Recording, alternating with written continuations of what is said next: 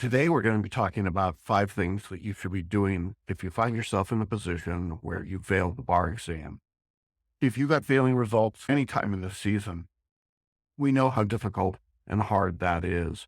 And I wanted to offer some suggestions, some concrete ideas about the things that you can do in order to make the next bar exam your last bar exam. Results are starting to come out over the next few weeks around the country. And I know that there are going to be a significant number of people who will fail their exams.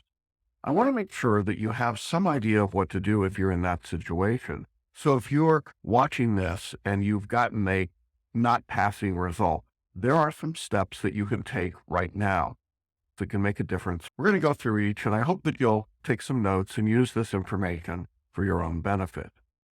The first thing that is important to say as an overview about failing the bar exam is when we talk about failing the exam, there is a distinction to be made between failing the test and being a personal failure.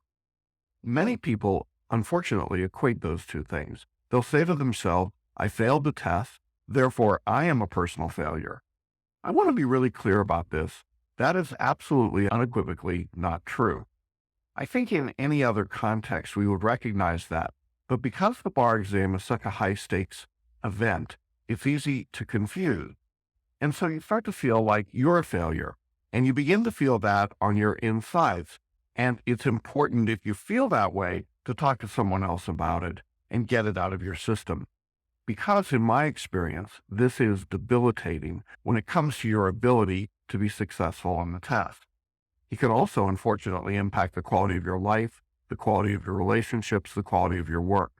So it's important as an overview to understand that if you failed the bar exam, what it means is that for a day or 2 days when you sat for a test written by somebody else, you simply did not perform in a way that third party arbitrarily decided was not good enough. What it doesn't mean is anything about your personal success or your personal ability. And in point of fact, if you were smart enough and good enough to be able to get in and take the bar exam, that is, to get through law school and be in a position to take the bar, then you're really a success by most measures in the world. It's just that for those 2 days, you didn't reach the threshold of what the bar examiners want. Now, with that thought in mind, I want to give you these 5 strategies for things you should be doing now that you found out that your results. And I want to talk about each of these specific items in order to help you understand what to do if you didn't get the result that you wanted. The first thing you have to do is to grieve it. Now, what I mean by grieving is that you need to have the ability to just emotionally let go of the result. You have to be able to say, this is really awful. It feels terrible. And then you've got to give yourself the opportunity to grieve and get through that. For some people, it means really long cries. For other people, it's walks in the woods. For some people, it might be yelling and screaming. And from other people, it's just getting away from everyone else and being quiet and silent for a while. But ultimately, the goal is to let the feelings out. If you hold the feeling of failure inside, you're probably going to have a real problem down the road. It oftentimes builds up and then explodes.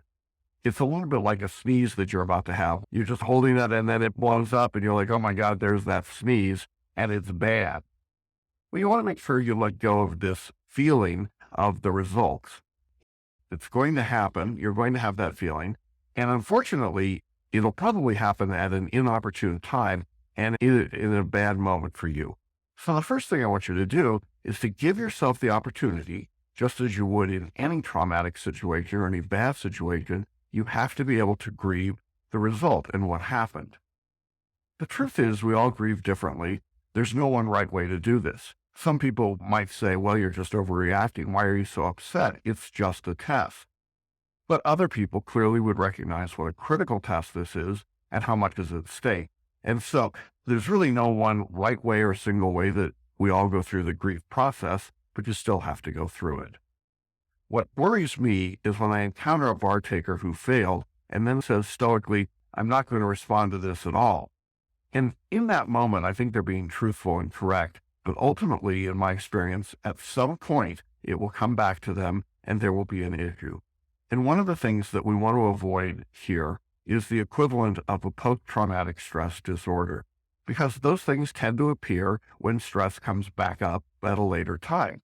And as you're studying and retaking the bar exam, that's obviously the moment when that unresolved grief can jump up and grab you, causing enormous stress and anxiety, and in fact impacting your bar performance. You also want to give yourself a little bit of time. And what that means in practical terms is that if you get your results on a Friday, give yourself the weekend to grieve. If you get your results on a Monday, give yourself till the middle of the week to grieve in order to get through that process before you make significant decisions about what you're going to do next. Item number 2 on our list is that you have to forgive yourself. What I mean by forgiving yourself is really very simple. When you fail the bar, it feels, as I said at the beginning, more like a personal failure, like you're a failure. But beyond that, many bar takers begin to blame themselves. They start to feel as though they're insufficient in some significant way. For example, I'll hear from a failing student something like, I didn't study hard enough, or I didn't study properly, or I used the wrong bar review course, or I studied the wrong materials, or I didn't focus enough on this part of the exam, or I didn't spot the issues that somebody told me might be on the test, whatever that might be. And as a result, we tend to carry those things like burdens, and we carry them with us all the time. It's like a big bag of rocks. The reality is that many people end up in a circumstance in which they literally can't figure out what to do next. So this second step is critically important.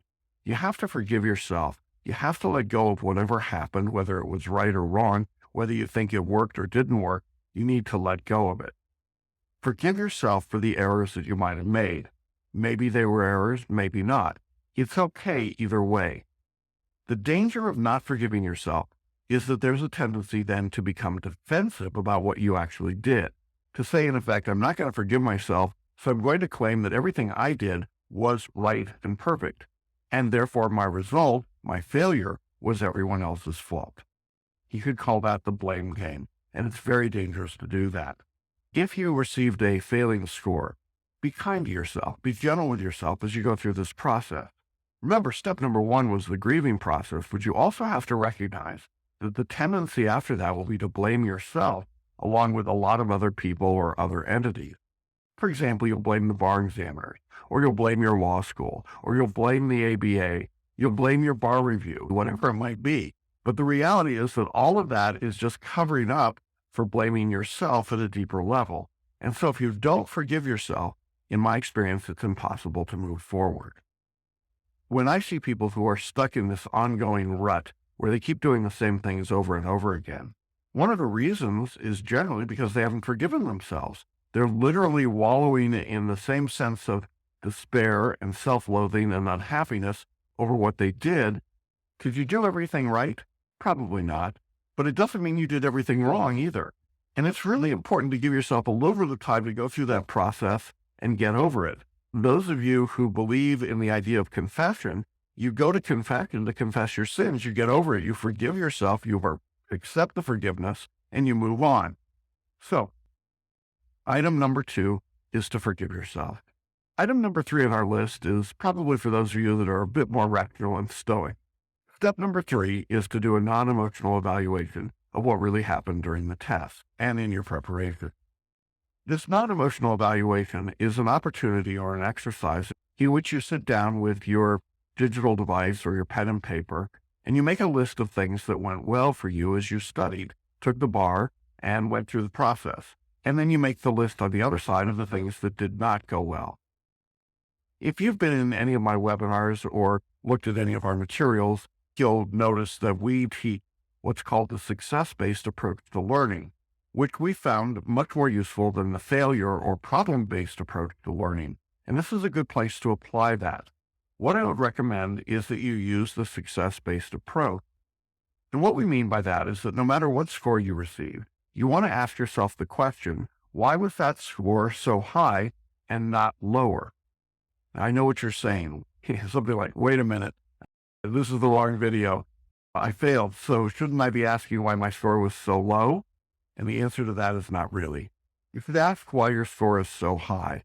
Why did you get a 134 and not a 130, or a 250 and not a 240, or whatever the numbers might be in your situation? In other words, find out what you did well, and what is it about your performance that gave you that score and not a lower one? That's the starting point. Once you figure that out, you can begin to evaluate where your strengths are and where you need to continue working. But when a student ignores their strengths and they focus entirely on the things that didn't work, what happens is that they put themselves into a deep hole. It's very difficult because there's nothing really to hold on to get better and say, that's what I can grow from. One of the ways to get out of this deep hole is to do a non-emotional evaluation. Instead, you see, you ask what was good about your studies.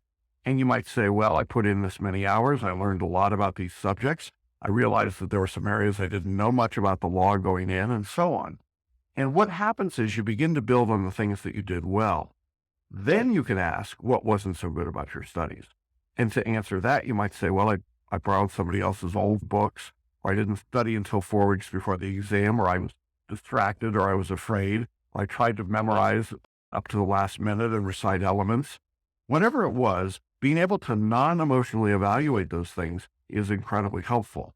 What's the best way to do it? Well, as I said, it's to write it down, it's to make a list, and then look at it. But don't judge it. Simply look at it. Accept that there are some things you did that were good, and some things that probably weren't as good as you'd like.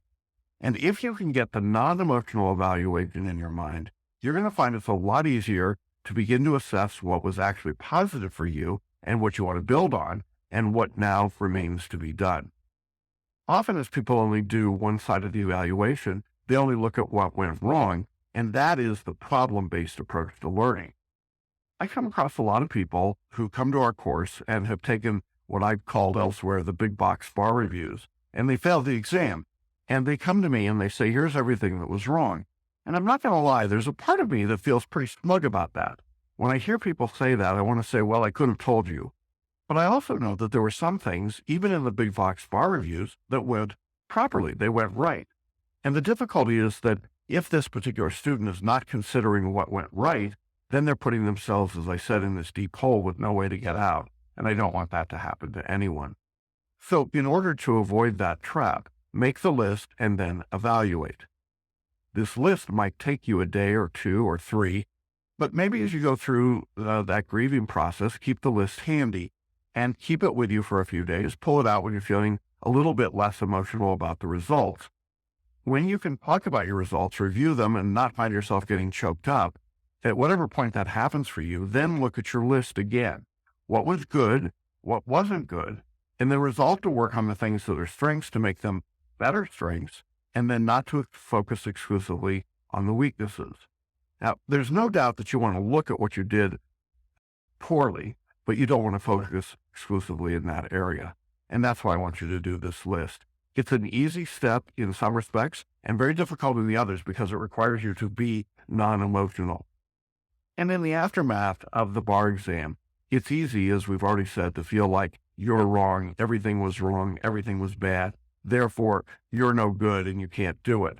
You can see how that parade of horribles starts to work out. So we're back up to the very start about being a failure, and that's the worst thing that you can think. So that's our third step, the non-emotional evaluation. The fourth thing you should be doing if you are in the situation where you have to retake the bar, and it's going to be a tough thing to do, but you need to get restarted now. That's item number 4, restart now. Some of you are going to say, well, I want to wait a minute. I mean, you told me I needed time to recover. And that's true. You do need some time, but I'm talking about a day or 2, not a month or 6 weeks or 6 months. I understand that as much as I've talked about grieving and forgiving yourself and doing this non-emotional evaluation, it's going to take a few days to do that. But I mean literally a few days, not a few weeks or a few months. In the beginning of the results cycle, it's easy to have a false sense of luxury that you can take some time before you get restarted. But that's actually a mistake. You should begin right away because it's an advantage to you if you're sitting for the bar in a jurisdiction like Florida or some of the early UBE states that get their results out early. You're going to have a better opportunity to improve your score and stand out against the rest of the nation, certainly for the MBE. Now, unfortunately, if you're in a jurisdiction like California or Georgia or one of the later UBE states that get their results out late, you don't get that luxury. But either way, no matter when your results come out, you need to get restarted. Of course, some people will say to themselves, I really feel like I need to sit out the exam and I need to understand the reasoning behind the test. I get all of that. But really what they're saying, I think, is I'm afraid and I feel like I need to learn everything. So I'm going to wait for an exam or two and then come back. Sometimes that's a legitimate reason, but when the reason is because you feel like you need to learn everything, that's never going to happen. And so delaying the exam is not to your benefit. But there are legitimate reasons to defer. Somebody might say, I'm an accountant and I can't take time away during tax season, or someone else has significant family requirements, like a wedding or a birth, or some health problem. It would make it impossible to sit for the next exam. But outside of those sorts of unusual externalities, my advice is to sit for the next bar exam. Absolutely try to take the exam. And the reason is that you've got the momentum of the studies that you've just done. You have the momentum of the work and what you've learned. And I found that the materials will be fresher in your mind, no matter who you studied with or how you studied. So in my experience, it's to your advantage to take the next bar exam. Sometimes people ask, is it better to take the July test or the February test? Should I sit out because of the pass rate? The reality here is that it makes no difference at all. The test is exactly the same. Pass rates only vary because of who's taking the test. So it's rarely to your advantage to sit out. And really what you're doing, if you think about it, is that you're putting the entire bar study process on hold, but you're holding this basket of bad stuff over your head. And now that basket is sitting there over your head for a full year from where you are right now. That's a really difficult process, and it's a hard process to hold that bag of rocks over your head for that period of time, metaphorically waiting to take the exam and then waiting for the results after the exam. If you think about it, you'd be a year from where we are today, just finding out if you can move on with this significant part of your life. But if you start right after you get your results, in my experience, you'll have enough time to prepare for the exam, even if you're in a late reporting jurisdiction. If you're using our course, practically speaking, you need about 250 to 300 hours to prepare. And if you're retaking the bar, that number is really on the low end, closer to the 250 hours. So most people will have enough time, even if they're getting their results late in the season. It's absolutely manageable. And even with those late test result dates, you could still stay at 20 hours a week of study.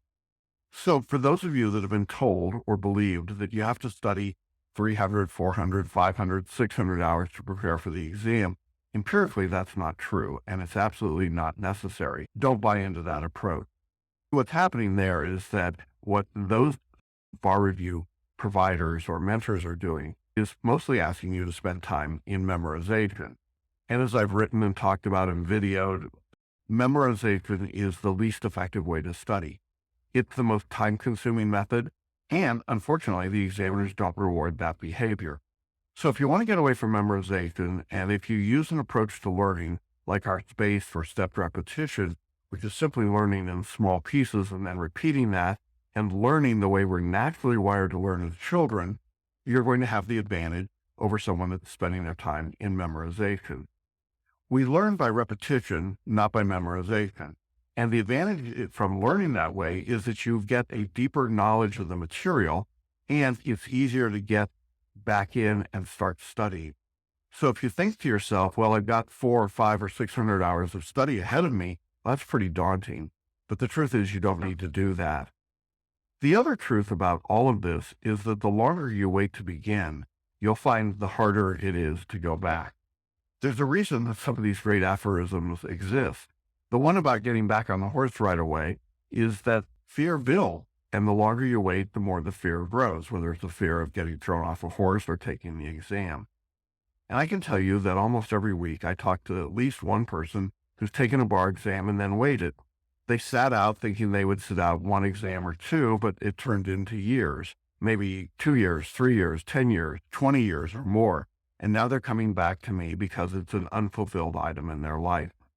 I don't know anyone that wants to be in that position if they can avoid it. So my fourth step is get started now. We're ready now to talk about the fifth step, which is don't repeat the same errors. Well, this is a really big one. Don't repeat the same errors.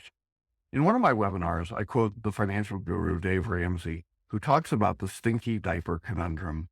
He says it's the one that says, I understand that it's warm and smelly, but it's mine, and I'm just happy to sit here in my stinky diaper. Well, I think the same thing is true of the bar exam and retakers. Sometimes we tend to become very protective of the warm, stinky mess that we've made when we were studying and taking the exam. This is not a contradiction to point number two about forgiving yourself. In fact, it really goes hand in hand with it because if you forgive yourself, what you're doing is also giving yourself permission to change what you're doing, to change the approach that you're taking. If you're studying with Celebration Bar Review and you failed, maybe you should look at some of the different resources that we offer. Things like photo reading or personal coaching or boot camp. Any of those things might enhance or help target your studies more effectively. They might be more valuable and more helpful for you to do. And of course, if you took the Big Box Bar Review, then switching to a course like ours would be a way to avoid repeating the same process over and over again. And when you repeat the same processes over and over again without making changes, the danger is that you're not learning and growing. I approach the exam from the standpoint that every time you take the test, you have the opportunity to learn and grow. Even if you don't get a successful result, if you're trying new things, you have a decidedly better chance of being successful in the future than if you simply kept repeating the same process over and over again. Recently, a student came to me and said, I'd failed the Cal Bar 3 times. They were taking another course. But for the rest of this conversation, this person who had failed the exam proceeded to tell me all the things they knew about the bar. They were really very thoughtful. They put a lot of effort and information and time into the scoring and the approach, but everything they told me was empirically, statistically, and factually wrong. It wasn't a question of alternative facts. It was just wrong information. And no matter how hard I tried to explain to this person that their understanding of the scoring and their understanding of how to study and prepare for the exam and to understand the test itself was not correct. There were other approaches, and the things that they were saying were not correct statements. Well, unfortunately, I think it just convinced them even more that they were correct. And so, but in this day and age of alternative facts, I guess if you have a narrative that you like, even if it's not true, you just cling to it. And that's pretty bizarre to me, but I see that there are people that believe things that simply aren't true. And those people were convinced that all they had to do was keep studying the same way, and incrementally they'd get better, or the gods would smile on them, or the score would suddenly magically jump up. So finally I said to this particular individual, I think if you're going to just keep doing what you've done the last 3 times, you don't need our course. But unfortunately, the statistics tell us that more likely than not, you're going to fail again and again. And the problem is you'll keep failing until you do something different. I don't really care who you study with, but you've got to do something different, even within the context of the course that you're taking. If you simply keep repeating the same process, but try to study a little bit more, or memorize a little bit more, or hit your spot a little bit more, what really happens is you're probably going to get the same ultimate result. The bar exam is designed to take consistent inputs and return consistent outputs every single time. The bar examiners are actually quite proud of their ability to accomplish this. I think for a lot of people, there's a major intellectual challenge and an emotional challenge as well, because they get stuck on repeat and they just keep churning and grinding, doing the same thing over and over again. You know, the spinning wheel of death on your computer. But the results never change. So one of the things you absolutely have to do if you failed the bar exam, after you've done that non-emotional evaluation in step number 3, is to ask yourself, what can I do differently? If I forgive myself for the mistakes I might have made, that frees me to do things differently than what I did last time. So, for example, could I look at taking a different bar review course? Or if I want to stay with the same bar review, could I change the level of service or add features or benefits or programs that might assist me, that might help me get through some of the things that are problematic? As we said earlier, can I build on my strengths and do more of those?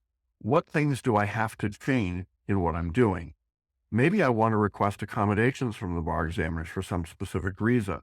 Or maybe I should look at switching jurisdictions, find a better testing jurisdiction for me, one that lets me use my skills more effectively, or maybe just a state that has a lower cut score. Whatever those things are, you could be looking at them. But for goodness sake, don't keep repeating the same failing process over and over again. Well, those are the things that I think you need to do after you've received a not successful score. It's not an easy list of things to do, but you need to grieve, You need to forgive yourself. You need to do the non-emotional evaluation. You need to get started now. And finally, you have to commit to not making the same errors as you work through your studies now that you did in the past. If you can do that, that's the best way to assure that you'll get a different result on the next bar exam. But if you don't do those things, you're putting yourself at the risk of getting the result that you don't want over and over again. We talk about making the next bar exam your last bar exam. It's not a slogan or a phrase. It happens by doing these 5 things. I know that it's hard to think about doing these, and it's hard to talk about failing the exam. In fact, it's really hard to think about it even before the results come out. So if you're watching this before your results have come out, I want to commend you for having the foresight. But I'll tell you that it's really tough after the results come out if your results are not successful. On the other hand, if you take to heart what we've said today, I can tell you that these steps work. They make a huge difference. And I've worked with people in every jurisdiction who've done exactly these 5 things, and they've turned their failing results into passing results. That's what we want for you. And we hope you'll consider these items, take them to heart, put them to work into action. Contact us if you're not already in our course, and let us help you find the way to move from the failure list to the pass list so that we can see your name on that pass results list in the very near future.